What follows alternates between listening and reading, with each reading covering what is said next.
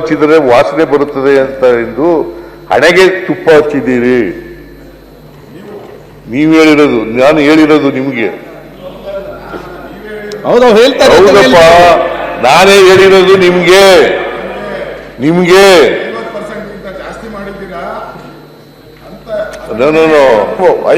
Supreme court ಇದೆ, ಕೇಳ್ರಿ. ನಿಮ್ಗೆ ಅರ್ಥ ಆಗದೆ ನಾವು ಏನ್ ಮಾಡೋದು? ಅಲ್ಲ, ಸುಪ್ರೀಂ ಕೋರ್ಟ್ ಡಿಸಿಷನ್ ಇದೆ, ಅದು ಗೊತ್ತಿದೆ ಸರ್, ಅದು ಗೊತ್ತಿದೆ. ಅವತ್ತು ಚರ್ಚೆ ಆಯ್ತು. ನಾವು ಹೇಳಿದ್ರಿ ಎಕನಾಮಿಕಲಿ ಅದಿದೆ ತಂದೆ, ಅದೆಲ್ಲ ಚರ್ಚೆ. ಸುಪ್ರೀಂ ಕೋರ್ಟ್ ಡಿಸಿಷನ್ ಇದೆ ಮಾಡ್ಲಿ. ಇನ್ನೊಂದು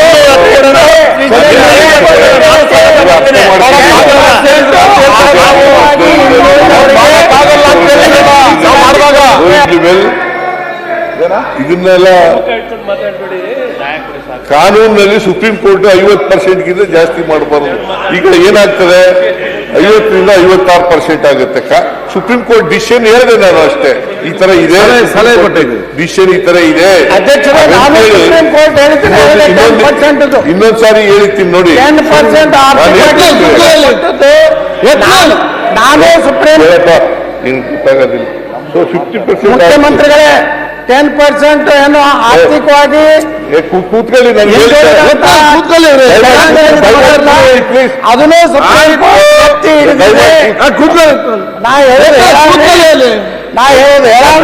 ಮಾನ್ಯ ಅಧ್ಯಕ್ಷ, ನಾನು ಈಲ್ಡಾಗೂ ಇಲ್ಲ, ಮುಗಿಸೂ ಇಲ್ಲ. ಅದಕ್ಕೋಸ್ಕರ 2019 ಜೂನ್ ತಿಂಗಳಲ್ಲಿ ಮಾನ್ಯ ಪ್ರಿಯಾಂಕ್ ಖರ್ಗೆ ಅವರು ಸಮಾಜ ಕಲ್ಯಾಣ ಇಲಾಖೆ ಸಚಿವರಾಗಿದ್ದಾಗ, ಪ್ರಿಯಾಂಕ್ ನಿಮಗೆ ಜ್ಞಾಪಕವಿದೆಯೇ, ಜೂನ್ 2019 ಆಗ ಸಮ್ಮಿಶ್ರ ಸರ್ಕಾರ ಅಧಿಕಾರದಲ್ಲಿತ್ತು.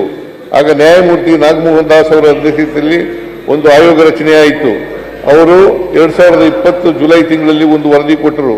ಅದರಲ್ಲಿ ಎಸ್ಸಿಗಳಿಗೆ ಮೀಸಲಾತಿಯನ್ನು 15ರಿಂದ 17ಗೆ ಹೆಚ್ಚು ಮಾಡಬೇಕು, ಎಸ್ಟಿಗಳಿಗೆ 3ರಿಂದ 7% ಹೆಚ್ಚು ಮಾಡಬೇಕಾದ ಶಿಫಾರಸು ಮಾಡಿದ್ದಾರೆ. ಎರಡನ್ನೂ ಸೇರಿಸಿದರೆ ಎಸ್ಟಿಗಳಿಗೆ 4%, ಎಸ್ಸಿಗಳಿಗೆ 2%,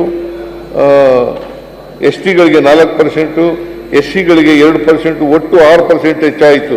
ಸೊ 56% ಆಯಿತು. ಇಂದಿರಾ ಸಾಹನಿ ಕೇಸ್ನಲ್ಲಿ ಏನು ಸೀಲಿಂಗ್ ಇದೆ ಅದು ವೈಲೇಷನ್ ಆಗುತ್ತದೆ. ಇಂದಿರಾ ಸಾಹನಿ ಕೇಸ್ನಲ್ಲಿ ರಿಸರ್ವೇಷನ್ ಶೆಲ್ ನಾಟ್ ಎಕ್ಸಿಡ್ 50% ಏನಿದೆ, 56% ಅಂದರೆ 50%ಗಿಂತ ಹೆಚ್ಚಾಗುತ್ತದೆ. ಅದು ಆಗಲೇಬೇಕು, ಅದು ಆಗಲೇಬೇಕು, ಅದು ಆಗಲೇಬೇಕು. ಎಸ್ಸಿಗಳಿಗೆ ಅವರ ಜನಸಂಖ್ಯೆಗೆ ಅನುಗುಣವಾಗಿ 17% ಆಗಲೇಬೇಕು, ಎಸ್ಟಿಗಳಿಗೆ 3ರಿಂದ 7% ಆಗಲೇಬೇಕು. ಅದನ್ನು ವರದಿ ಕೊಟ್ಟ ತಕ್ಷಣ ಮಾಡಲಿಲ್ಲ, 2 ವರ್ಷ 3 ತಿಂಗಳಾದ ಮೇಲೆ ಮಾಡಿದ್ದು. ಅದು ಏನು ಅಸೆಂಬ್ಲಿ ಪ್ರಾರಂಭವಾಗದಲ್ಲೆಲ್ಲ ನಿಮ್ಮ MLAಗಳು ಪ್ರತಿಭಟನೆ ಮಾಡುವುದು, ಬಾವಿಗಿಳಿದು ಒತ್ತಾಯಿಸುವುದು, ಇವೆಲ್ಲ ಮಾಡುತ್ತಿದ್ದರು. ಇದು ಒಂದು